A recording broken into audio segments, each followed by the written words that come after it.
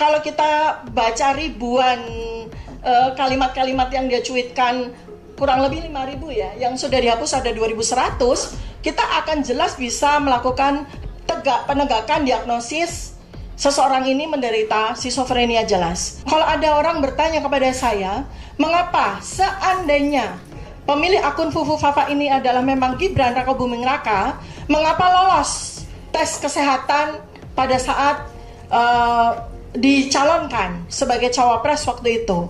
Maka jawaban saya di sini adalah tidak mungkin sebuah diagnosis tegak atas gangguan jiwa dilakukan pada saat waktu yang amat sangat singkat ketika yang bersangkutan itu menjalani pemeriksaan kesehatan. Bapak Ketua Pimpinan yang saya hormati beserta jajaran, beserta Bapak dan Ibu sekalian yang hadir, saya Dr. Tifa dipercaya untuk memberikan penjelasan dari aspek kedokteran klinis ya, sebagaimana kompetensi yang saya kuasai. Ini saya melakukan disclaimer dulu. Saya adalah dokter lulusan Fakultas Kedokteran Universitas Gadjah Mada, dan untuk kompetensi yang terkait dengan Fufu Fafa ini, behavioral neuroscience, adalah kompetensi saya yang saya peroleh dari program doktor yang saya tempuh di Universitas Indonesia. Artinya saya dokter yang cukup memiliki kompetensi untuk menyampaikan beberapa hal yang ingin saya sampaikan pada forum yang terhormat ini. Saya di sini tidak dalam kapasitas untuk menyatakan apakah pemilik akun Fufu Fafa ini adalah Gibran Rakabuming Raka yang sekarang menjadi wakil presiden terpilih. Saya hanya menyoroti dari aspek klinis apa yang saya temukan dari yang saya lakukan riset, saya lakukan analisis terhadap cuitan-cuitan dia di dalam akun Fufu Fafa yang mengindikasikan, yang saya lakukan assessment bahwa pemilik akun ini memang mengalami problematika dari sisi psikiatri, dan itu jelas terlihat dari serangkaian cuitan-cuitannya yang konsisten. Artinya kalau sebuah gejala klinis itu dilakukan secara konsisten, maka kita patut melakukan assessment. Artinya tersangka. Kalau dalam bahasa kedokteran klinis adalah suspected. Kita belum bisa menegakkan diagnosis karena menegakkan diagnosis psikiatri itu membutuhkan waktu yang lama.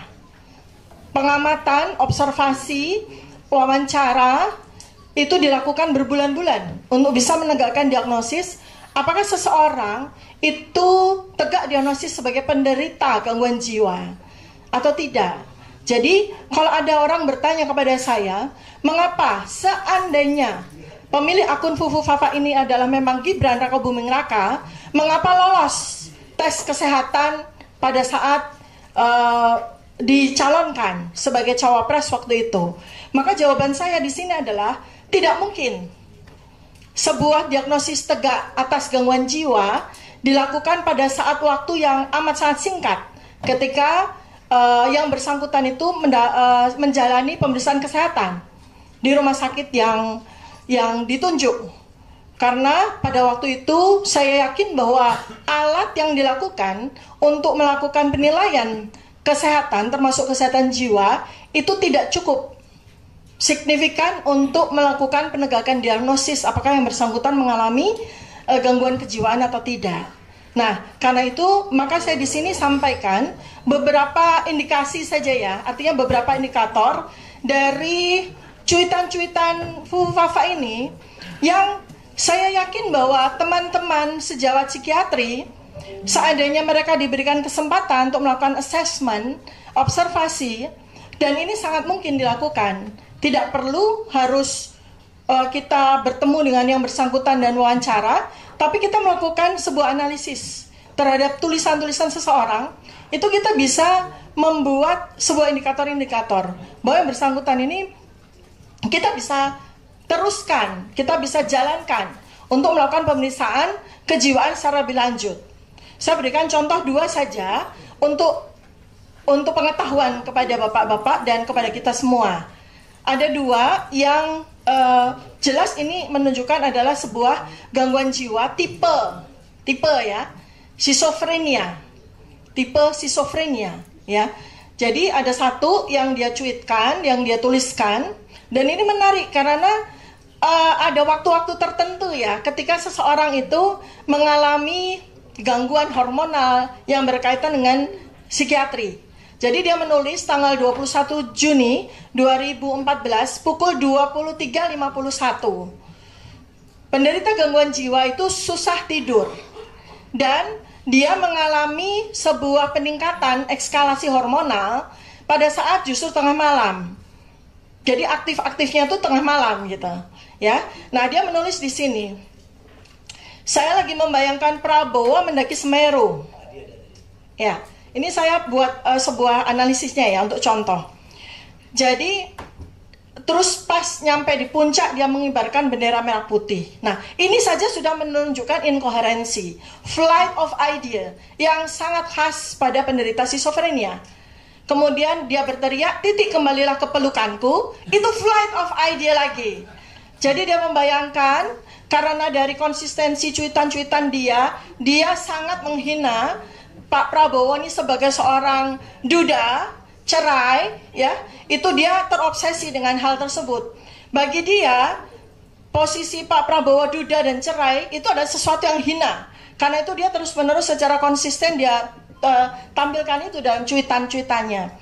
Padahal itu adalah sebuah penderitaan, adalah sebuah misery gitu ya. Bagi orang yang normal, kalau kita melihat ada sebuah kasus perceraian, kemudian seseorang yang tidak memiliki pasangan, itu adalah sesuatu yang misery, menderita. Tapi bagi Fufu Fafa yang memang terindikasi abnormalitas kejiwaannya, itu dianggap itu sebagai sesuatu yang lucu, layak untuk dihina dan sebagainya. Dan terus habis itu dia menggelinding ke bawah seperti seekor landak. Jadi dia menganggap sosok yang bernama Prabowo ini seperti binatang yang dari gunung dia menggelinding seperti landak. Pas sampai di bawah, dia langsung membeli jagung bakar. Flight of idea lagi. Ketika dia sedang membayangkan gunung, dia membayangkan Prabowo menggelinding dengan lucu, lalu kemudian dia langsung flight of idea, ingat bahwa di puncak itu ada orang jualan jagung bakar. Jadi dari Semeru dia ke puncak, seperti itu ya. Nah, ini banyak sekali simptom-simptom skizofrenia itu muncul. Satu lagi yang saya temukan, ini menarik sekali. Dari cuitan dia yang dia lakukan 19 Juni 2014 pukul 22.21. Pada saat kita mau berangkat tidur dia malah aktif ya. Nah, dia menuliskannya begini. Garuda merah adalah burung yang sedang mengalami menstruasi. Dari kalimat ini saja sudah aneh ya. Garuda merah itu berarti dia sedang mengimajinasikan logo dari suatu partai tertentu. Garuda merah ya. Burung yang sedang menstruasi, kok bisa menstruasi? Flight of idea-nya dia itu mendisosiasikan merah dengan menstruasi. Kan ini aneh ya. Garuda merah, burung sedang menstruasi. Segera beli pembalut biar nggak bocor. Kita mengasosiasikan bahwa seseorang yang pada waktu tahun 2014 itu sering sekali menyebutkan bocor adalah Pak Prabowo pada saat kampanye pada waktu itu ya. Jadi dia membuat itu sebagai sebuah fantasi yang delutif sifatnya, bersifat waham sifatnya ya. Tapi kalau beli pembalut jangan di malam hari. Nah, ntar bisa diculik kampret. Nah, kita kan ingat ya waktu itu ya, kampret, kadrun dan sebagainya kan. Terus yang lucu, oh nasibku, saya tidak tahu apa itu TPID. Tiba-tiba dia ke TPID, coba tanya atasan saya, ya kan? Langsung di kalimat berikutnya, kuda-kudaku yang lucu, oh Fadlizonku yang makin bulat. Nah, tiba-tiba dia ingat sama Pak Fadlizon. Terus kalimat berikutnya lagi, buku adalah jendela dunia, tabloid obor rakyat adalah apa ya? Nah, bingung dia. Nah, terus saya tiba-tiba lagi di dalam kalimat berikutnya, saya pengen belusukan ke pasar, tapi kuda saya nggak boleh ikut. Tiba-tiba dari buku, dari Fadlizon yang bulat, tiba-tiba buku, belusukan ke pasar, tapi kuda saya nggak boleh ikut. Dia mengasosiasikan lagi dengan Prabowo yang menyukai kuda, ya kan? Terus besok ya debat cawapres aja kan? Ya udah, saya tidur di rumah aja. Kalimat berikutnya, bingung mau ngirim cendol ke siapa? Kirim ke saya saja ya. Coba dari satu paragraf aja jelas menunjukkan sebuah kompleksitas kejiwaan yang ini kalau kita baca ribuan kalimat-kalimat yang dia cuitkan kurang lebih 5.000 ya, yang sudah dihapus ada 2.100, kita akan jelas bisa melakukan penegakan diagnosis seseorang ini menderita skizofrenia jelas. Kalau perlu dikirim ke rumah sakitnya ayahandanya Pak Roy Suryo, Rumah Sakit Jiwa Puri Nirmala, karena saya yakin bahwa ini akan tegak diagnosis. Nah, saya ingin menyampaikan bahwa tidak hanya soal perbuatan tercela, karena perbuatan tercela secara undang-undang itu layak sekali untuk menjadi pasal pemakzulan.